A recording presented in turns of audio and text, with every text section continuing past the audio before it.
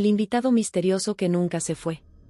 Todo comenzó una noche en la que mi hermano trajo a un amigo a quedarse unos días en casa, pero esos días se convirtieron en semanas. Lo extraño fue que nadie más lo veía, excepto yo. Y cuando descubrí quién era realmente, entendí que jamás debí dejarlo entrar. Recuerdo perfectamente esa noche. Era viernes, y yo estaba en la sala viendo una serie cuando escuché la puerta abrirse de golpe. Mi hermano, Javier, entró acompañado de un chico alto, delgado, con un abrigo largo que casi arrastraba por el suelo. Su rostro estaba parcialmente cubierto por la capucha, pero lo que más me llamó la atención fueron sus ojos, oscuros, profundos, y completamente fijos en mí. Este es Martín, un amigo del trabajo, dijo Javier, como si no fuera nada importante. Va a quedarse aquí unos días porque tuvo unos problemas en su departamento. Yo no dije nada, solo asentí. No me importaba que alguien más durmiera en casa unos días, pero la forma en que Martín me observaba me hizo sentir incómoda. No era una mirada normal, era como si estuviera analizándome, evaluándome. La primera noche fue extraña. Me desperté alrededor de las 3 de la mañana con la sensación de que alguien estaba en mi habitación. Me giré lentamente y, a la tenue luz que entraba desde el pasillo, juraría que vi una silueta parada en la esquina, quieta, observándome. Me incorporé de golpe, encendí la lámpara, pero no había nadie. Al día siguiente le pregunté a Javier si Martín había entrado a mi cuarto. Él frunció el ceño y me dijo que Martín se había ido a dormir temprano y que, de hecho, no se sentía bien. Lo raro es que su puerta estaba entreabierta y la cama perfectamente hecha.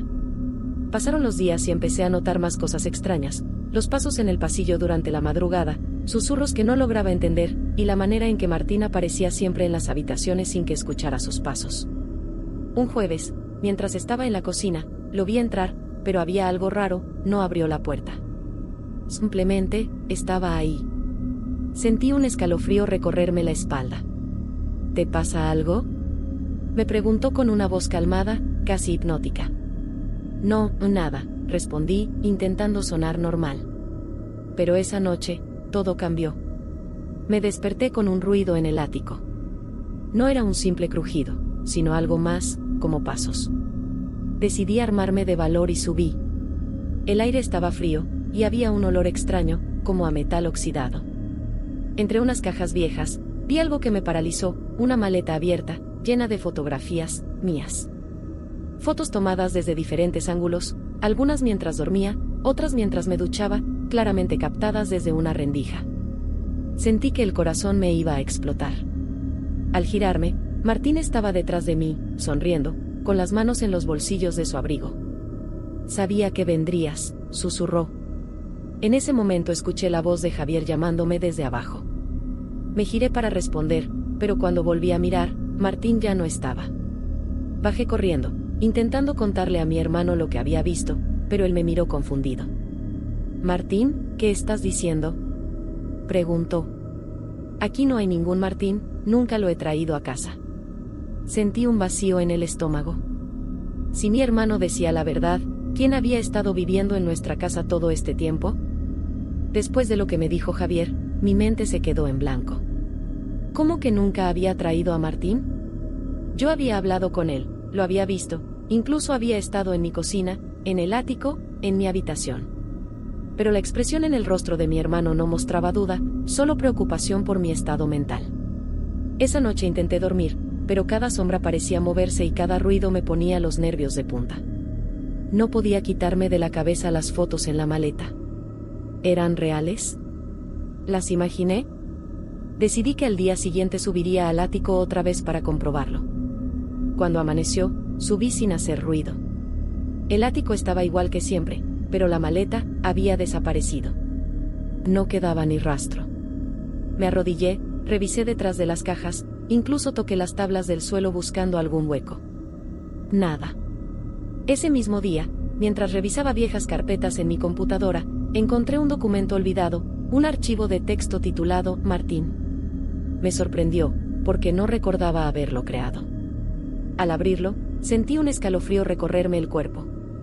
Eran párrafos y párrafos describiendo momentos de mi infancia, cómo jugaba en el patio de la escuela, qué ropa usaba, qué decía, y todo escrito en primera persona, como si el autor me estuviera observando todo el tiempo. Lo más inquietante es que entre esos textos, Había uno que decía: nos volvimos a encontrar. Esta vez no me escaparás. El corazón me latía tan rápido que tuve que sentarme. Empecé a recordar un episodio que había bloqueado durante años. Cuando tenía 8 años, un hombre con un abrigo largo solía esperarme a la salida de la escuela. Me seguía hasta mi casa, siempre manteniendo distancia. Una vez intentó hablarme, pero yo corrí a refugiarme en brazos de mi madre. Ella llamó a la policía, pero nunca encontraron al hombre. Esa imagen de él era idéntica a Martín. No podía ser una coincidencia.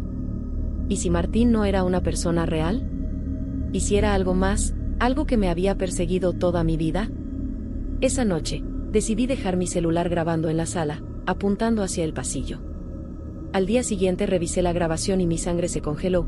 A las 3:14 de la mañana, la cámara captó cómo una figura alta y delgada salía de mi habitación y se quedaba de pie, mirando hacia la cámara. No se movió durante más de un minuto, y luego simplemente se desvaneció, como humo. Mostré el video a Javier, pero él no veía nada. Solo es la sombra de la lámpara, dijo. Pero yo veía perfectamente a Martín, sonriendo. En ese momento decidí investigar por mi cuenta.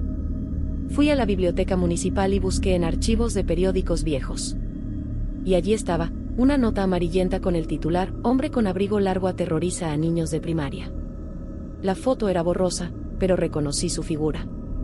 El artículo decía que nunca lo atraparon, y que los casos de acoso infantil cesaron de repente en 1999. Ese año fue cuando mis padres decidieron mudarnos. Pensé que todo había quedado atrás, pero ahora estaba claro: Martín me había encontrado otra vez. Al volver a casa esa noche, encontré en la mesa de la cocina una nota escrita con letras grandes y torcidas. Me alegra que me recuerdes. Mis manos temblaban tanto que apenas podía sostener el papel. No le conté nada a Javier, porque sabía que no me creería.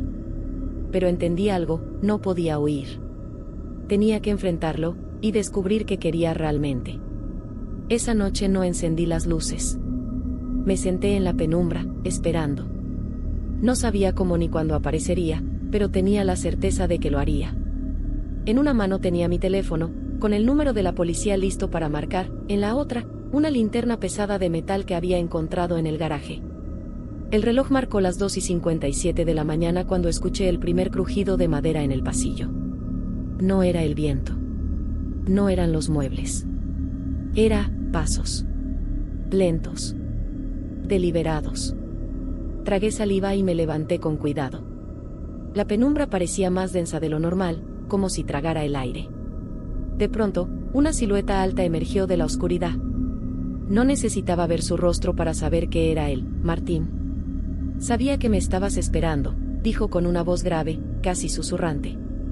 ¿Qué quieres de mí?, pregunté, intentando que mi voz no temblara. Sonrió. Esa misma sonrisa torcida que recordaba de niña. Nada nuevo, solo continuar lo que empezamos. Dio un paso hacia mí y encendí la linterna, iluminándole el rostro. Y fue entonces cuando lo vi con claridad. No había envejecido ni un solo día desde que lo vi por primera vez en mi infancia. Sus facciones eran idénticas, exactas, congeladas en el tiempo. No eres humano, susurré, retrocediendo. Martín soltó una risa suave, pero cargada de malicia. Eso no importa. Lo único que importa es que siempre has sido mía. Mi respiración se aceleró. De repente, escuché un golpe fuerte en la puerta principal. Era Javier, gritando mi nombre y pidiendo que abriera. Martín desvió la mirada por una fracción de segundo, y yo aproveché para lanzarle la linterna. No le hizo daño, pero sí lo hizo retroceder. Corrí hacia la puerta, la abrí y Javier entró de golpe. Cuando le señalé el pasillo donde estaba Martín, no había nadie. Te lo juro, estaba aquí, dije casi llorando. Javier me abrazó con fuerza, pero su silencio me confirmó que seguía sin creerme. Esa madrugada dormimos en su apartamento, pero yo no pegué un ojo. Al día siguiente, decidí que si quería que esto terminara, tenía que ir al lugar donde todo empezó, la vieja escuela primaria. El edificio estaba abandonado, con ventanas rotas y paredes cubiertas de grafitis. Caminé hasta el patio, y allí, junto a la reja oxidada, vi algo que me dejó helada, una caja de madera con mi nombre tallado. Dentro había varias fotografías mías de niña, recortes de periódico y un mechón de mi cabello, atado con una cinta roja. En el fondo de la caja, había una nota. Gracias por volver. Ahora podremos estar juntos para siempre. Sentí un mareo y caí de rodillas. En ese momento, escuché pasos detrás de mí. Me giré, y Martín estaba ahí, de pie, observándome. Este lugar es nuestro, dijo, acercándose lentamente. Pero antes de que pudiera reaccionar, un fuerte haz de luz nos cegó. Eran 2 patrullas policiales. Javier había llamado a la policía cuando descubrió que había desaparecido esa mañana. Martín me miró por última vez y susurró: nos veremos pronto. Y en un parpadeo, desapareció. No corrió, no se escondió. Simplemente, dejó de estar ahí. La policía no encontró nada. Ni huellas, ni rastros, ni señales de entrada o salida. Para ellos, yo estaba sufriendo de estrés postraumático y delirios. Pero yo sé la verdad, Martín existe. Y sigue ahí fuera. Desde entonces, cada vez que camino por la calle y veo a alguien con un abrigo largo, mi corazón se acelera. Sé que tarde o temprano volverá, y esta vez, no sé si estaré lista para enfrentarlo.